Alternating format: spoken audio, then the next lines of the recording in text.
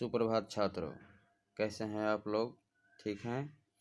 देखिए, आज मैं इस वीडियो में क्लास 9th हिंदी क्षितिज का अध्याय 1 जो कि साखियाँ के रूप में हम लोग को पढ़ना था, उसका जो दोहा का अर्थ मैं लिखवा रहा था, उस दोहे के अर्थ में एक दोहा शब्द का बाकी रह गया था। मैं उसका अर्थ दिखा देता हूँ, आप लोग लिख लीजिएगा और उसके बाद फिर आगे बढ़ेंगे हम लोग। देखिए, 7वां था, 6 नंबर तक मैंने लिखवा दिया था प्रीवियस वीडियो में। 7वां है कि ऊंचे कुल का जन्मिया जे करनी ऊंच न होई, सुबरन कलश सूरा भरा साधु निंदा सोई।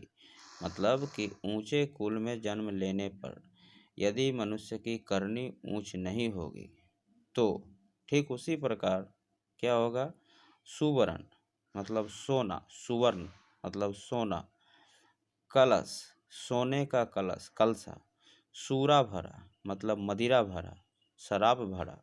जैसे कोई सोने का अगर कलश है, घड़ा है, अगर उसमें शराब भरा हुआ है तो साधु लोग, सज्जन लोग उसकी निंदा ही करेंगे, उसकी बड़ाई नहीं करेंगे। अर्थ को देखते हैं। देखिए, कबीर जी का कहना है कि यदि मनुष्य के कार्य ऊंचे नहीं है तो ऊंचे कुल में केवल जन्म लेने मात्र से वह श्रेष्ठ नहीं हो सकता। जैसे सूरा, अर्थ मैंने लिख दिया है शराब, सोने के पात्र में भी रखी हो तो साधु जन, सज्जन लोग उसकी निंदा ही करते हैं, बुराई ही करते हैं।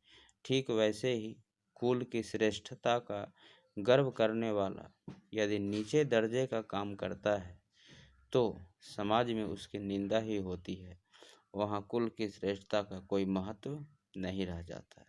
यह हम लोगों ने साखिया अध्याय का शब्द भाग जो कि 7 अवतरण के रूप में, 7 दोहा के रूप में हम लोग को पढ़ना था, वो समाप्त किया। अब मैं उसी अध्याय 1 का ही शब्द भाग 2 पद लिखवाने जा रहा हूँ, जिसमें कि 2 दोहा, 2 अवतरण है हम लोग को। मैं आपको पाठ्य पुस्तक में भी दिखा दे रहा हूँ, तब तक ऊपर वाले को आप वीडियो पॉज करके लिख सकते हैं और इन सभी को याद कर लीजिएगा, क्योंकि दोहा भी प्रयास कीजिए कि याद हो जाए कुछ। देखिए, पहला था, पाठ्य पुस्तक पर भी देख लिया जाए, साखियाँ दिखाई दे रहा है, जिसमें 1 2 3 4 5 6 7, ठीक है। अभी मैंने ऊंचे कुल का जन्मिया का अर्थ लिखवा दिया। अब ठीक इसके पीछे हम लोग देखते हैं उसी अध्याय का शब्द पद का 2 अवतरण, 1 और 2। अब मैं बारी बारी से इन दोनों का अर्थ भी आप लोग को दिखा दे रहा हूँ। पहले किताब की पंक्तियों को देख लीजिए। मोको कहाँ ढूंढे बंदे, मतलब मुझको कहाँ ढूंढ रहे हो। ईश्वर, मतलब कि ईश्वर बोल रहे हैं कि मुझको कहाँ ढूंढ रहे हो, मैं तो तेरे पास में ही। ना मैं देवल मतलब मंदिर, ना मैं मस्जिद, ना मैं मस्जिद, ना किसी काबा में, ना किसी कैलाश में। काबा क्या है? मुसलमानों का पवित्र तीर्थ स्थल, ठीक है। कैलाश पर्वत भोलेनाथ जहाँ निवास करते हैं, रहते हैं, ठीक है। ना तो कौने क्रिया कर्म में, ना मैं किसी प्रकार के क्रिया कर्म में रहता हूँ, ना ही योग वैराग में, ना मैं किसी योग में और ना किसी वैराग्य की भाव में। खोजी हो तो तुरते मिली हो, अगर तुम वास्तविक खोजी हो, मतलब कि खोजने वाले हो, सच्चे मन से ढूंढने वाले हो, तो मैं पल भर की तलाश में ही तुम्हें मिल जाऊंगा।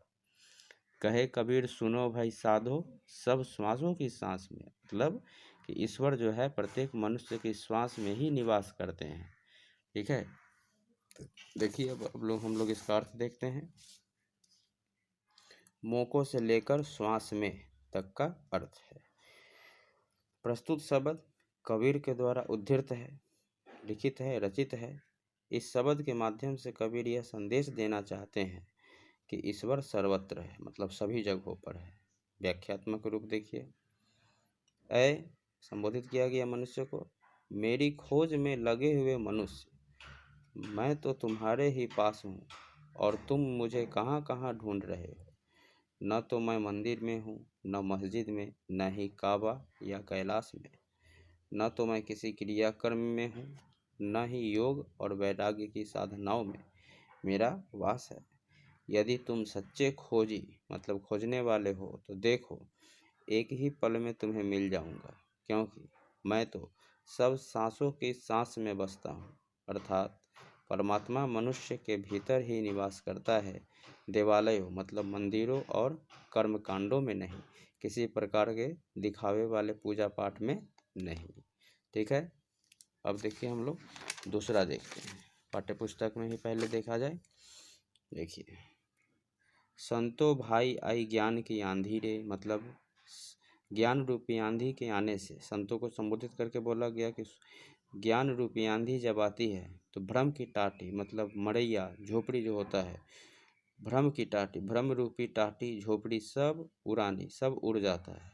माया रहे न बांधी, और माया से वह बंधा हुआ नहीं रह जाता है। ठीक है, हम लोग इसका अर्थ देखते हैं। देखिए, संतों से लेकर तमखीना तक का अर्थ देखिए। हे संतों, जब ज्ञान की आंधी आई तो भ्रम की टाटी उड़ गई। वह टाटी मतलब वह झोपड़ी, वह मड़ैया माया की रस्सी से ही बंधी थी। वह रस्सी भी छिन्न भिन्न हो गई, मतलब टूट फूट गई, बिखर गई। छप्पर को रोकने के लिए जो खंभे लगे थे वे भी आंधी के थपेड़ों से ध्वस्त हो गए। उस तृष्णा रूपी मतलब चाह रूपी इच्छा रूपी उस तृष्णा रूपी छप्पर का मुख्य आधार मोह रूपी बांस या बल्ली भी भग्न हो गया, टूट गया। फलस्वरूप वह छप्पर धराशायी हो गया। छप्पर के गिरने पर, तृष्णा के नष्ट होने पर कुमति रूपी बर्तन भी टूट गए। कुमति खराब बुद्धि। सामान्यतः आंधी के बाद वर्षा होती है। ज्ञान की आंधी के बाद प्रेम भक्ति रूपी जल की वर्षा हुई। इस प्रेम भक्ति की वर्षा से प्रभु का भक्त प्रेम रस से नहा गया। कबीर कहते हैं कि ज्ञान रूपी सूर्य के उदय होने पर उसके मन में दिव्य प्रकाश छा गया और उसने अपने वास्तविक स्वरूप को पहचान लिया। तो हम लोग आज देखें कबीर के द्वारा रचित यह दो पद का भाग। हम लोग मिलते हैं नेक्स्ट वीडियो में। अभी इसका प्रश्न उत्तर देखेंगे तो हम लोग का एक अध्याय समाप्त होगा। आज के लिए इतना ही। Thank you.